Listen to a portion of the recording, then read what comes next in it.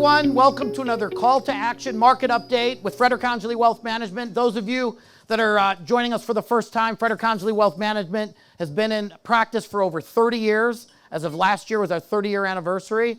We are located in 4 states, Michigan, where I was born and raised, South Florida, where we're sitting today, Manhattan, New York, where I started my career working in the World Trade Center, and then Indiana. Our clients are located all across the country, and the culture and the message that we look to deliver around financial literacy and financial guidance and counsel is best in class. Best in class financial advice ranging from investment guidance to estate planning, to benefits, to mortgages, to all aspects of the financial picture, 360 degrees, from investment banking for businesses, for families with legacy planning, to all the different decisions that we have to make in order to put ourselves in the position that puts us in the driver's seat, not only for our lives, for our families' lives and our legacy beyond. So today we come together, as we typically do. I'm bringing in one of my longest esteemed partners, Gene Peroni, that I'll talk a little bit more about. But before I get into that, I think it's a very timely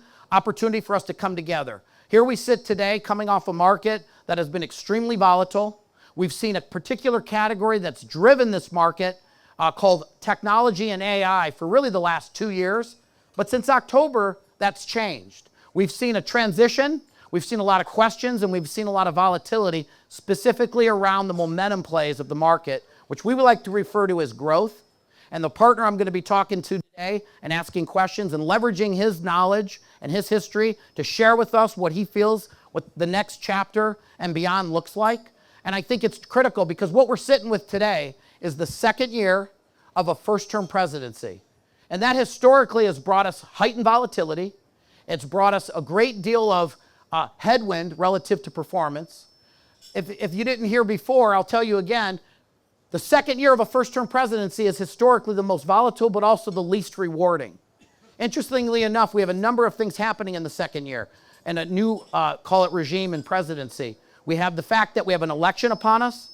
And those of you that don't recall, election years bring enormous amount of noise and a lot of things that can deter us from the fundamentals and the facts. And we also have the fact that a number of policy changes have been introduced with the new administration, and we expect this to be interpreted in some cases as uncertainty.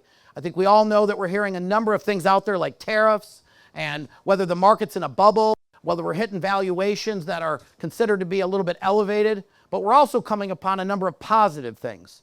From our vantage point, you have a couple main factors that I think are driving this market in a positive sense. One, you have a regulatory environment that is very on the opposite side of regulation, that is deregulation. They're peeling back the red tape and allowing business activity without headwind.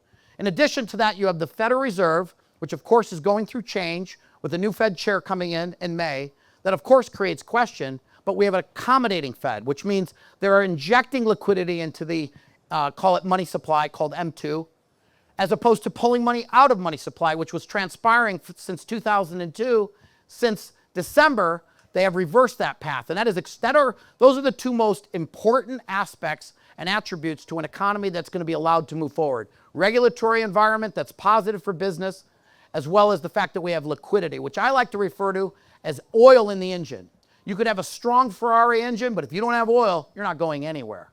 And then if you have a business acumen and allowing business to happen, you're going to create momentum and you're going to create opportunity. In addition to that, we have clarity. We have the big, beautiful bill that is very pro-business. I don't know if you've followed the earnings season of the fourth quarter, which we're 90% through as of this morning. And of course, we had one of the most sought-after earnings reports come out of NVIDIA last night, which of course has been the dominant force of this AI trade. But 3/4 of the market, earnings that have been reported, 3/4 of the S&P 500 has beat estimates on the top and bottom line. That's the 10th consecutive quarter that we've seen a quarter-over-quarter earnings growth and the 5th consecutive quarter of double-digit earnings growth. So we have a powerful engine of earnings growth. But one of the comments that I've heard repeatedly is the amount of capital expenditures companies have spent in the fourth quarter that wasn't telegraphed earlier. Well, I remind you that we just had a tax bill that was introduced on July 4th that it made very clear that you could write off 100% of your business capital expenditures against your taxes. So that motivated spending. So companies were spending more money instead of paying more in taxes. That's being lost in the message. So I think I want to understand a little bit more about why the momentum stocks, specifically, we have the technology and AI trade, which since October has been faltering like we haven't seen in over 2 years. So I ask my partner here, Gene Peroni, a little bit about Gene. The Peroni methodology that's been around for over 50 years, started with your father, right? That's correct. When I see volatility, when I see things happening that are creating a little bit of fog around the horizon of where we're going economically and where we're going from a standpoint of the market volatility, one of my first calls is to my partner here, Gene. One of the things that we have at Frederick Conjugly Wealth Management is we have created the ability to leverage resources on Wall Street, Main Street, as well as Washington.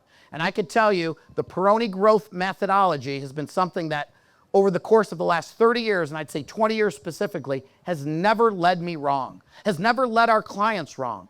It may not have been exactly the timing that was directed, but you've always called it pretty close to the bullseye. So I'm so honored to bring the message from my partner, Gene Peroni, who I've known for 20 years, and talk a little bit about what you see. And I know that your portfolio coming in today was up 6.8% year to date, while the S&P 500 is virtually flat. That's correct. And I'm very interested to hear, with all of the consolidation of emphasis in the S&P 500, comprising of really 10 companies, being 40% of the total S&P 500, and a lot of pressure being on those particular 10 companies.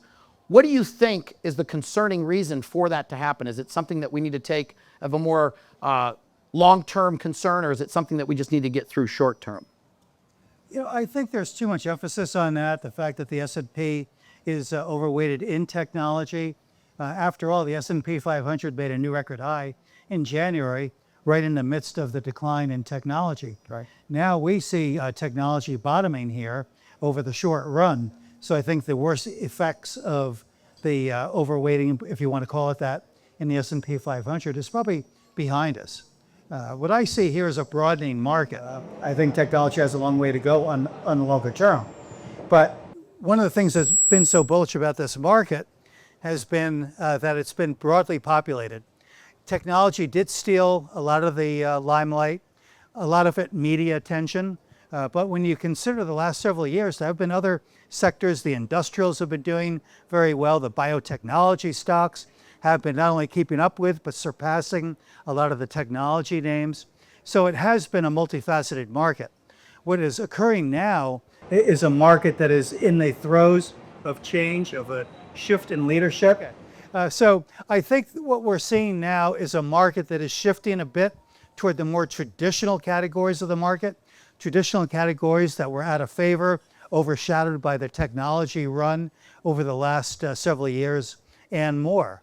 But while some of these very mundane areas like agriculture, aerospace and defense, industrial metals and chemicals are coming along, it doesn't mean that technology is going into a bear market. I don't believe that it is. So what we have here is a market that, in my opinion, in my observation, continues to expand, not contract. So we're at an intermediate point here where the Dow recently crossed 50,000 for the first time. The S&P 500 crossed 7,000 for the first time. And what happened after those record feats in January? Those indices pulled back. And that's been the MO of this market for a long period of time.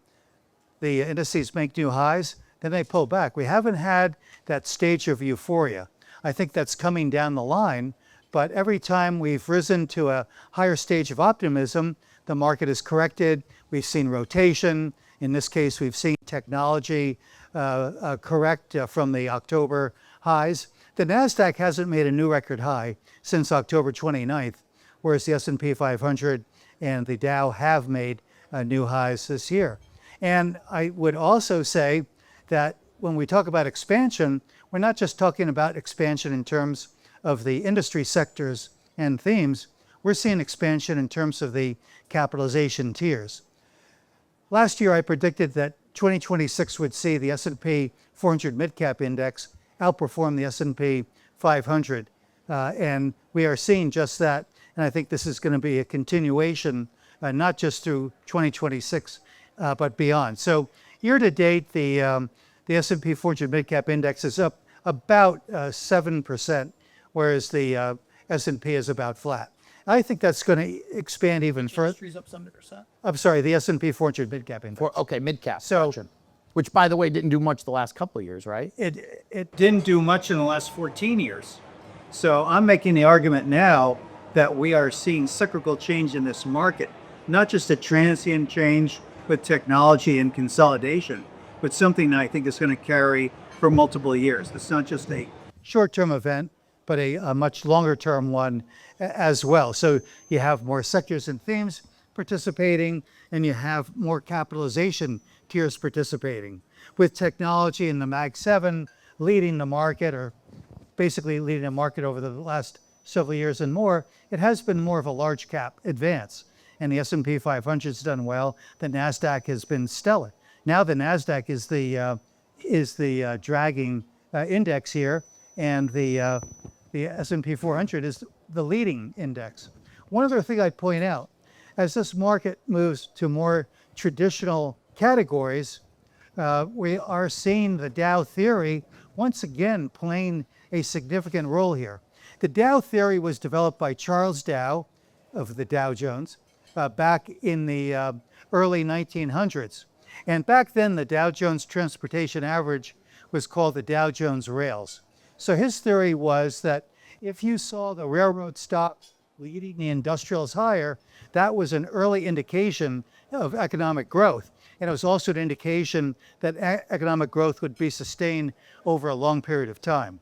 And year to date, the Dow Jones Transports are up about 12%, whereas the Dow Jones Industrials were up only 2%. So you have a lot of confirmations of what I think is another leg up in the bull market here. You have them bottom up. More importantly to me, you have them, you have them top down, but to me, more importantly, you have them bottom up. So our focus really is in looking at stocks individually. I am a student of the market, by no means an expert, but we let the market call the shots. We let the market telegraph to us where the opportunities are. So all of my comments tonight are primarily technically based. I'm not an economist. We don't call on companies, management to glean where the opportunities might be. We let the market trends tell us. So the comments tonight are really based on looking at stocks individually first, and then categorizing the attractive stocks. What sectors, what themes do they represent? And that's where we began to see change back in October, and we mentioned this in our daily podcast. And of course, Jeff, I have regular communication with him as well. So Octobers often create a pivot of one sort or another. Sometimes it's just because October is a tough month for the market and you get a pivot, as we've seen in past Octobers. This October was much more substantial and much more significant for the long term. So I think that we are going to see a very strong market over the next few years. Jeff pointed out it's a mid-year election year, second year of the term of the president, and so historically that doesn't always play so well for the market. And maybe it won't from a top-down standpoint if you're regarding the S&P 500, if you're regarding the NASDAQ, but the storyline here in the big bull market is playing beneath those indices. They're masking opportunity. I think something like the S&P 400 is probably a more accurate barometer of things to come, not just for the small and mid caps themselves, but the small and mid cap strength underscores investor confidence. It underscores also that the Trump administration's efforts to bring companies, factories, services back into the U.S. is really working, because small and mid-cap companies derive 90% of the revenues from the North American market. So this is going to be likely a heyday for the small and mid-caps. Today we had, may I go on? I would love that. Okay. Today we had a bit of a storyline with NVIDIA. They announced blowout earnings, as they often do. After hours yesterday, after they released earnings, the stock went up. Today, the stock was lower. NVIDIA was one of those stocks among the AI companies that held up relatively well. So my argument would be that NVIDIA's action that we have seen from last night to today's close is probably not indication of another leg down in technology. It's probably the last breath, the last gulp for the bears that have been selling technology here since last October. I think the technology names, the Mag 7 and a number of other companies, especially the medium and small cap technology companies, are in the throes of bottoming and turning. Now, they do face a gradual road ahead because of the technical damage that was done over the months of decline. But they're coming back, and I think they'll be fully back in trend by sometime later this year. And that's when I think the greater part of this market will once again play. In the meantime, I think that there are many bull markets playing. There's a bull market playing in agriculture, in my opinion. There's a bull market playing in aerospace, defense. There's a bull market playing in many of the industrial areas. There's a great bull market playing in the industrial chemicals and metals. And there's a supermarket playing in the railroad stocks and the truckers and the airlines. And there's also a very good market playing in consumer discretionary, specifically the leisure time companies. So this is a market that offers, I think, a lot of opportunity. It's just that the media has called your attention to Mag 7 like it's Mag 7 and very little else. Quite the opposite. And now I think the market is going to demonstrate that in spades going forward. Excellent. So I would like to remind everyone that after the second year of this term presidency, there's a third year. And what's ironic is that that second year that has the heightened volatility, typically the least rewarding, is on the heels of what comes next, which is the third year. An additional fact that could be helpful is to know that the third year, that typically kicks off right after the election in November, that midterm, and goes on through the following December, ironically has been one of the most rewarding time frames. The third year is the most rewarding of the 4 years of a term presidency. And I think what we have upon us is the opportunity to take advantage of that cloud or that overcast scenario that gets created in an election year because of all the polarization of concern or fear of change. And I think if you think about it with an unemotional mentality, you take advantage of these types of volatile times, you take advantage of the consolidation, and you do something we like to refer to as DCA, dollar cost average. Continue to layer into these, call it theme names, these sectors, these categories within the market. They're going to be properly balanced based on each one of your objectives, near term and long term, and take advantage of the long term opportunity. I'll remind you that equities or real estate or long term, what we call ownership, you need to have a time horizon of a minimum of 3 years. Why would we say that? If you look back historically over every market time, over the history going back 75 years, and you look at any major correction that's occurred, having done this for 30 years, I've seen many. I saw the bubble of the dot-com, call it first chapter of the technological explosion. I saw the bubble occur then, and it took several years to get back to break even. We saw the financial collapse of '08 that took, does anybody want to guess, 4 years to fully recover. We've had multiple crashes. We've had the COVID, call it shutdown. We've had the 2018, call it recession. And if we look back at any period of time where we've had a recession and we've had a contraction, and you do the math, if you bought at the high, if you bought in 2007 at the absolute peak, how long would it have taken for you to come back to break even? And the answer is approximately 4 years, 3.5 years. And so the reality of the situation is we have to understand what our liquidity needs are. We have to understand what we need to have as an emergency amount of liquidity. And then we have to position ourselves accordingly to our ultimate objectives. And being able to stay the course in a volatile and recessive market for a minimum of 3 to 4 years will allow you to stay the course and not sell at the bottom.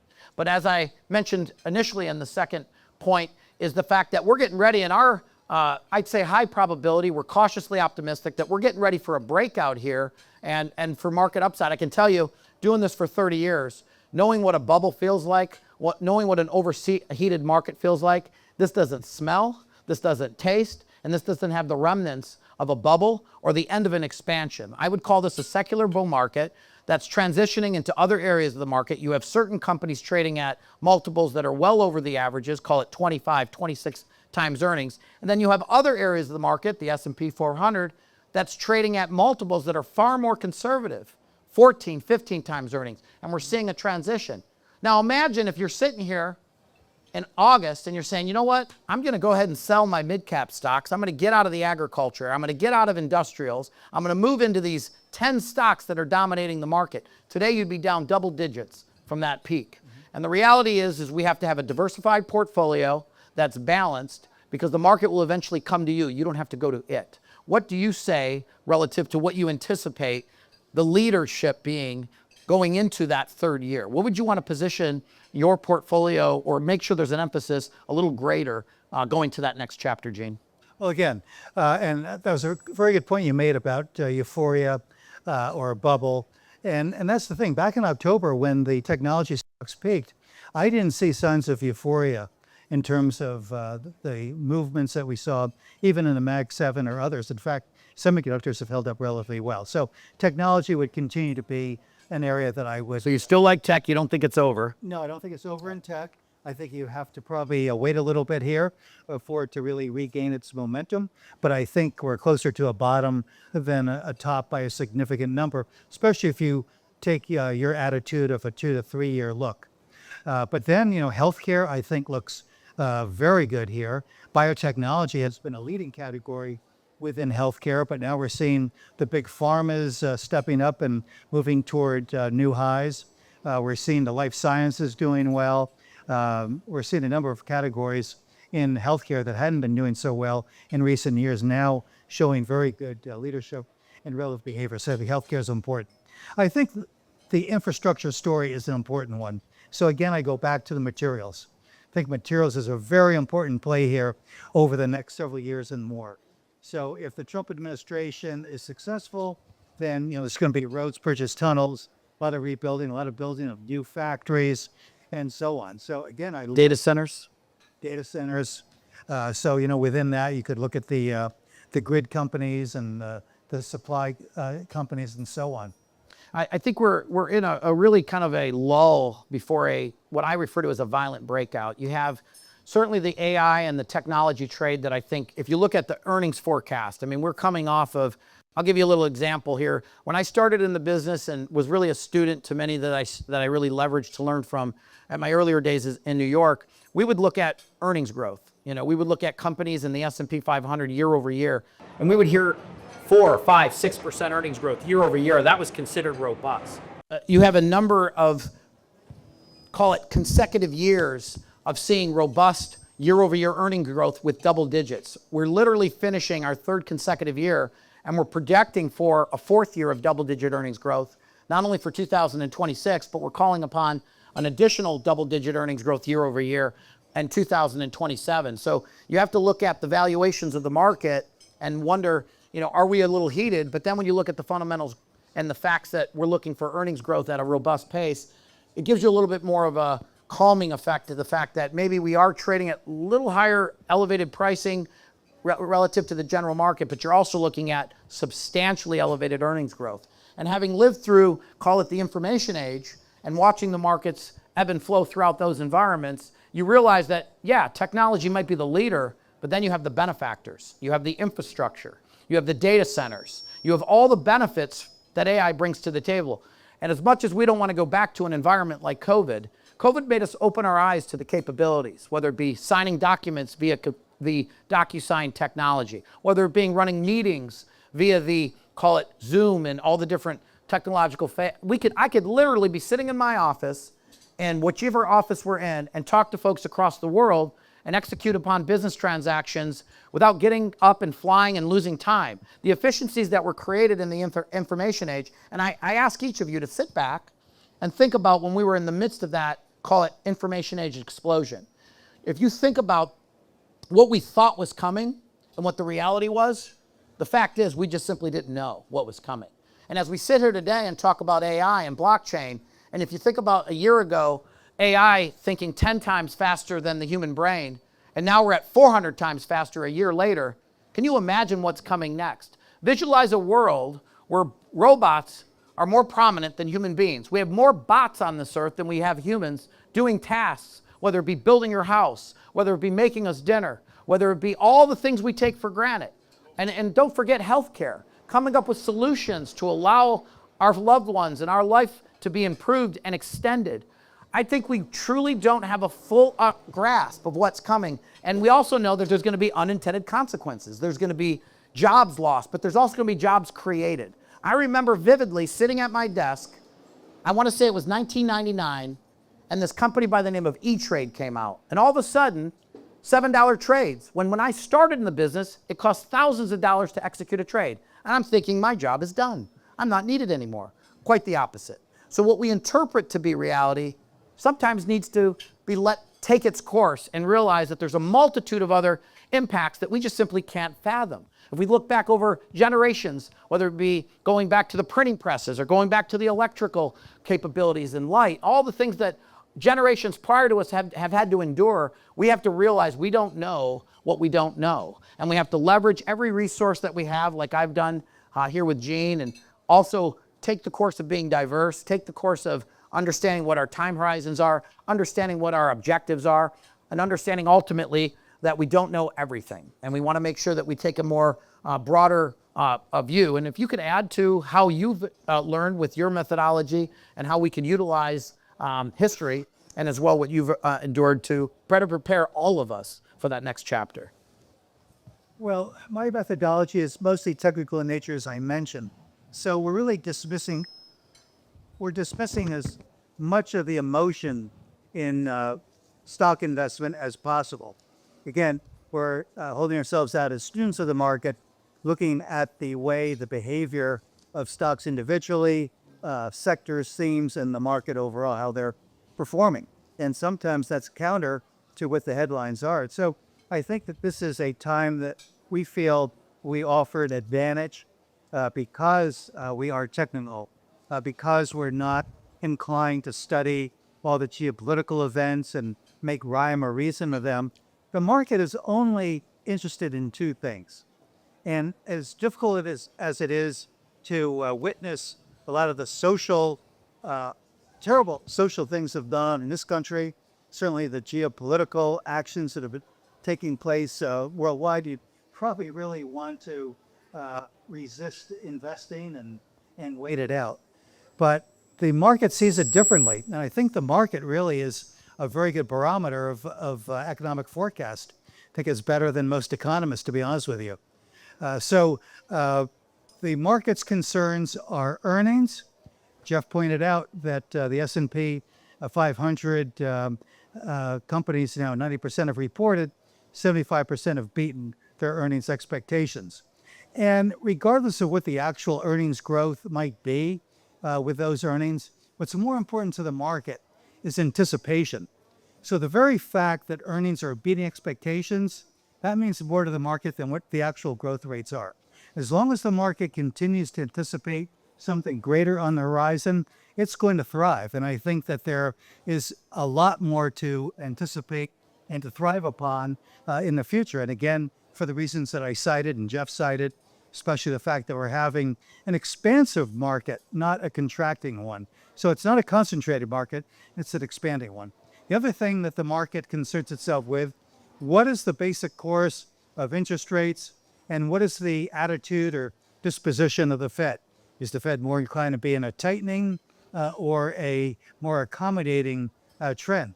And certainly the Fed seems to be focused still on inflation, but to this point, I think that's good.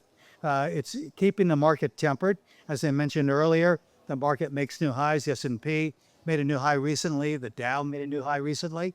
But we didn't see big follow through from that. And some would say, well, that's a colossal rally failure. It's over. The market's overvalued. Time to take profits and go home. And you saw that playing here in recent days, in the last week or two, especially.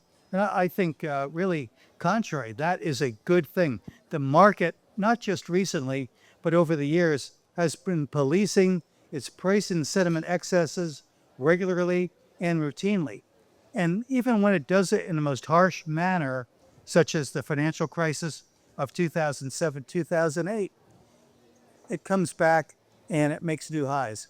And if you invested in the market at the height of the Dow Jones, when the Dow made a new record high in October of 2007, just before the financial crisis went into full throttle, just think how far ahead you would be today, many times from where it was back then. So I believe that this is a buy and hold market. I believe that Peter Lynch, the famous portfolio manager that ran Magellan for many years, had it absolutely right. I only wish I had said it first. It's not time in the market, it's time in the market. And actually, the reason I'm here tonight was that I set out to demonstrate that very thing years ago. Back in 1989, I came out with a research strategy, a report really, and it was a buy and hold. So for a technical analyst to come out with a research report in December and hold that very portfolio for the next year without any opportunity to trade in and out, to demonstrate that technical analysis is not just a trading tool, it's a longer-term investment tool. So if you can identify the stocks that are emerging or continuing as the best short-term leaders, likely to be the best long-term leaders using our methodology and other factors, then I think that really gives you a very good insight to the market outlook. Let me touch on that, if you don't mind. So those of you that aren't living it like I have and my team has daily, is basically looking at the momentum of the market. You're looking at volume, you're looking at support, you're looking at resistance, and you're looking at where the trend is. That's the technical analysis. On the other side of the, call it analytical ways that we view the market, is called fundamental. Fundamentals are the numbers. I've talked a lot about fundamentals in earnings. I've talked about money supply, called M2. I've talked about the Fed. I've talked about a number of factors that we monitor on the, call it fundamental side. Where we lean on this particular partner for our clients and our guidance is on the technical side. What I have found to be the case is the technical side is more accurate short term, but the fundamentals win long term. I have found when I talk to Gene in an environment of uncertainty, he puts things in perspective in a fashion that allows me to educate and guide my clients accordingly through the maze of just things that are happening that make us question things. Whereas the fundamentals, the earnings, the projected cash flow, the current valuations, we always lend ourselves back to those factors to understand where we're at in the cycle. The cycle is critical. The business cycle is typically 5 to 7 years. There's a number of factors that are going to play into it, but I think the two biggest, most important, key critical aspects of an economy globally and domestically is there regulation that's going to impede our ability to move forward. If we reflect back to 2008, many of us talk about this being another 08. I can tell you that is the opposite of what's going on. In 08, they were putting up roadblocks who will not allow us to get through to where we wanted to go ultimately, with inability to lend, inability to borrow, no liquidity on a balance sheet, being able to have to sell assets. And this is the opposite. We have a regulatory environment that is pro-business, that is ripping the red tape back and has been happening since February of last year. And the impact that that regulatory or deregulation will take a good year. Because if you think about it logically, we announced mark-to-market accounting in 07, literally in November. It took till September of the following year in 08 for it to take impact. So what was ultimately peeled back earlier, call it last year, is just now coming into effect.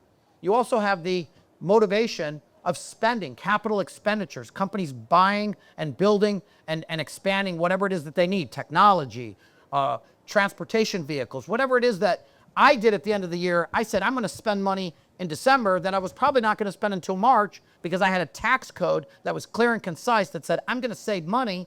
I'm going to keep more on my balance sheet, not pay taxes. So that's motivation. These are the fundamentals that we watch and listen and really look to take us to that next chapter. So as I look back over the last 30 years and learning from folks that have been around, this is almost like the perfect, call it swan, if you will, or a scenario that is going to allow activity to continue. And it's interesting because there's another aspect that doesn't necessarily relate to technical, and it's the emotional side.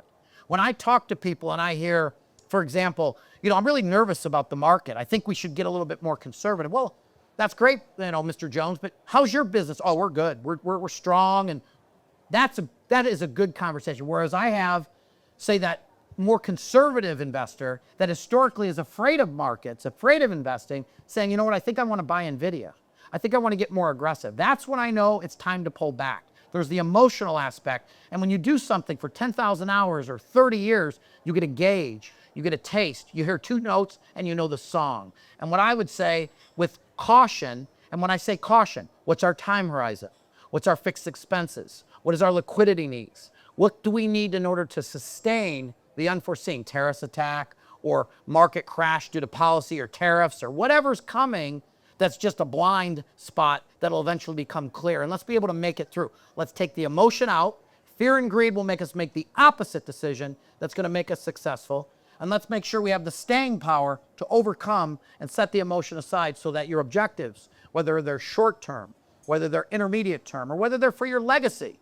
Many of us in this room are set for life. We're doing this for the next generation. Let's think about what we're investing for and what the time horizon is, and have we protected ourselves against the known and the unknown, and have we positioned ourselves to take advantage of ultimately the objective, which is to grow our wealth, combat inflation, make sure our money's working harder for us than the cost of everything we do, and it's in a position that's diversified, because if you're chasing what went up previously, chances are you're going to be unhappy near term. Have a well-balanced portfolio, have a cadence to how you operate, dollar cost average, and stay the course. Buy and hold. I would say one question I'd have for you. Historically, everyone talks about beating the S&P 500, beating the market, ideally doing better than the averages. What would you say 2026 and maybe even the next year or two? You think it's a stock picker's market, or do you think it's a buy the whole market scenario? No, I don't think it's an index market this year. I think it's going to be more stock picking. It's going to be more sector and theme focused. So it is going to be important to be in the right sectors, but they're pretty plentiful. But regardless, I always find that the best strategy is to identify the 3 to 5 best sectors or themes in the market. And those would be from your perspective today? It would include technology, healthcare, the industrials, the materials, and the consumer discretionary. Those are your top 5. Those are the 5. And I would focus on them. Industrials fall into defense, guys. Yeah. Yeah. Industrials play into that same area. Right.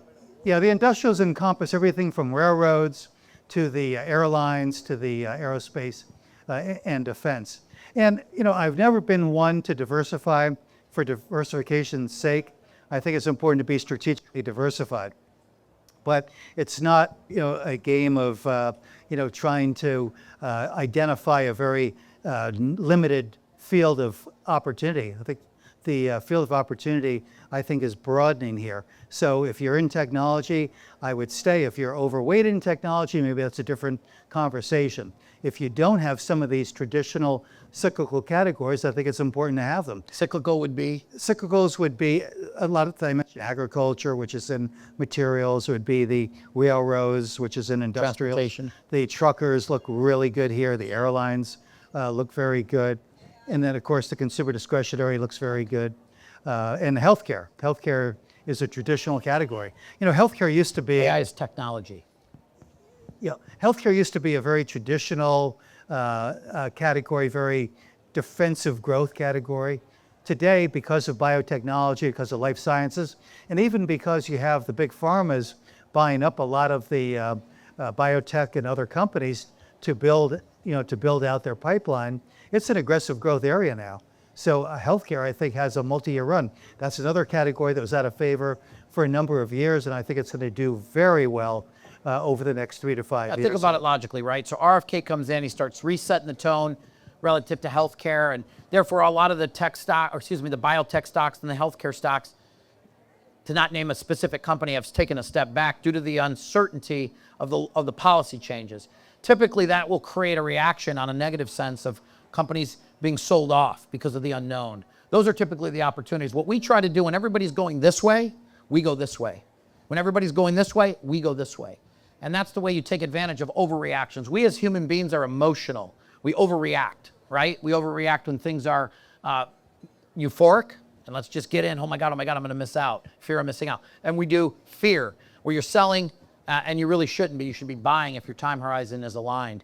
I tell you what, I'm going to do a call to action for the group, and then I'm going to open it up to questions. And we're getting to I don't know about you folks, but I have a little bit of ADD. I can't sit still this long, so I'm going to put it in perspective. I think the call to action is this, okay? You take the emotion out, you stick to the focus of what your intent is. You have an understanding of what your liquidity needs are. You have an understanding of what your objectives are, and you build your portfolio accordingly. You do not let emotion drive you. It's interesting because when I see a market that's overreactive, I get excited. I realize that that's opportunity, because if we have the time horizon to stay the course and the liquidity to implement, which we're always going to have under our guidance, you will come out much better off than if you were a more emotional investor. I would also say leverage. Leverage your resources. In this room, you have many folks from different realms. You have automotive, you have healthcare, you have attorneys that are attached to the law. You have so many different experts, and everyone in this room is a very unique, not only individual that we enjoy having here, but you're coming from a different, call it, experience. And what I love about my job is to be able to get to know all of you and understand what you've learned and been a part of that I can leverage and learn from, like I did early in my career as a wealth advisor, and striving to be the best to guide and counsel our clients and put us in a position of success. So leverage your network, leverage your resources, learn from history, understand that this is a new age, this is a new opportunity, and the best is yet to come, in my strong opinion. So fear is our friend, and greed we know how to take advantage of in the opposite sense, and we're here essentially to win. That's our objective. What is it that we're trying to win? And let's focus on it, and let's execute with no emotion. And that's the key, I think, the call to action for us today.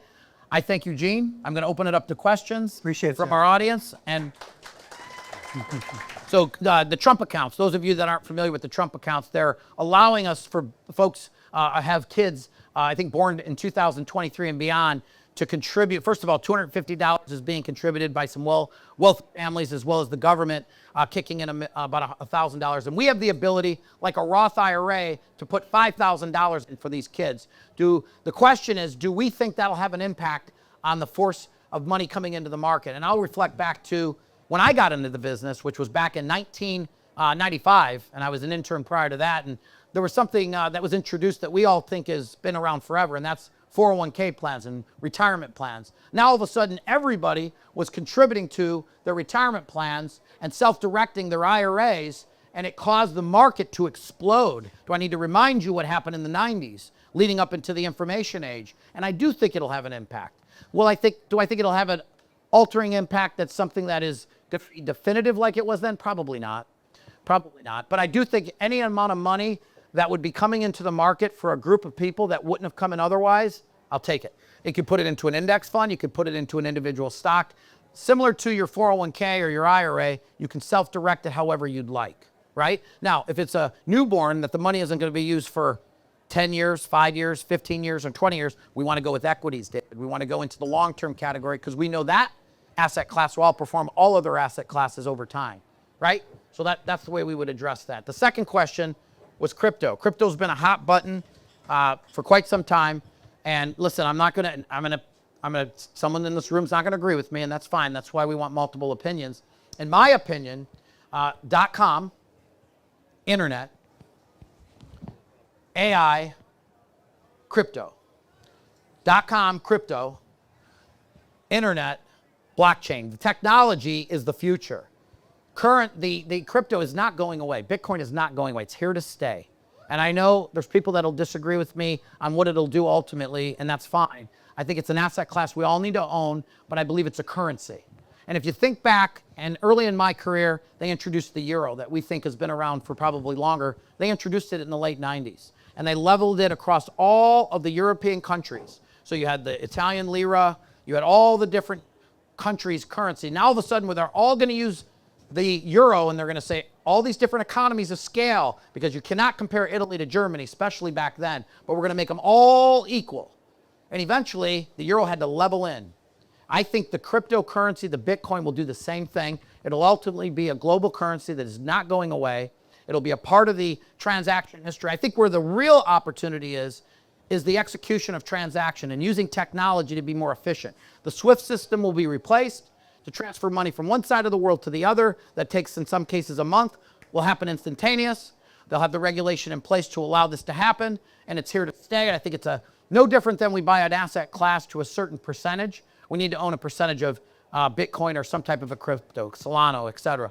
And I have a lot of people here that I respect a great deal that may differ with me, and that's fine. But that's just my experience over 30 years. And I think it's here to stay, but not necessarily going to be the going to 250,000 because I said type of thing. Never have I seen in my career a free lunch. Ever. Ever. It has to take its course. It has to create value, and it has to have a purpose. And I believe it will have a purpose, but not necessarily smoke and clouds that are being created. I think you hit the nail on the head. The key word is certainty. And I think the cloud right now that we have upon us, which I think it'll be a non-factor eventually, is all the money that was corrected from tariffs that the Supreme Court has judged upon that it was within the guidelines of the law. Now, can they do tariffs and can they accept this money for imports and exports? The answer is absolutely. They just didn't do it correctly. Now, the question is what happens to the money they collected? I know some of us may have paid attention a little bit more to the details. FedEx filed a lawsuit against the U.S. Government for that, call it collection of tariff that affected them dramatically and caused them all sorts of strife. I think that's our headwind. I think that's the bigger factor that's going to play in short term. Guess what? They're going to figure it out, and I see it as an opportunity. Days like today, we buy, right? I don't know. I wouldn't say that I put all my chips in the center of the table, but we take advantage of it because what we talked about today is the best is yet to come, and these opportunities like volatility are our friend, and we just have to understand what our objectives are. But I think clarity was the key that you pointed out that is going to bring us to higher ground. Once we have clear, concise understanding, like the tax code or the regulatory environment, it's going to allow the momentum to continue. So good question. Anyone else? Metals, I was going to ask Gene about this as well, and I'm going to lend this one to you. We've seen the metal, call it silver, gold, and materials, which you've talked about a little bit. You and I talked a little bit about this today. Do you have an opinion you want to share with the group? Well, I'm more focused on the industrial materials, the industrial metals, copper, aluminum, steel, which to me look very attractive. But I do think we don't follow gold per se, but we do follow a number of the gold and silver stocks. And I believe that they continue to be in a bullish pattern here. So, reckoning that, I would say that silver, gold, other precious metals are probably headed higher.